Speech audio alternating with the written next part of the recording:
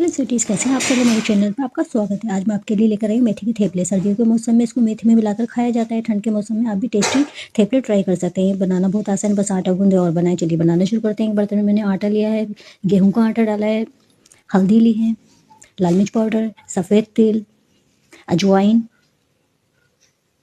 और तेल तेल इसमें ज़्यादा जाता है।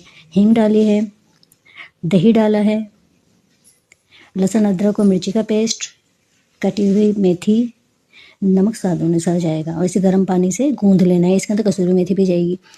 गर्म पानी से नरम आटा लगा के गूंद लेना और 10 मिनट के लिए इसे रेस्ट पर रख देना है। अब इसको बहुत पतला बेलना है और हाई फ्लेम पर इन्हें सेकना है। सेकने में इन्हें कोई ज़्यादा टाइम नहीं लगता। आप इन्हें दही अचार या अपनी मनपसंद की सब्जी के साथ खा सकते हैं। बच्चों के लंच बॉक्स के लिए भी बेस्ट है। अगर आपको रेसिपी पसंद आई तो कमेंट में ज़रूर बताएं कि आप इन्हें किसके साथ खाना पसंद करते हैं। मिलती हूँ अगली वीडियो में, तब तक के लिए अपना खूब सारा ख्याल रखना। Bye bye.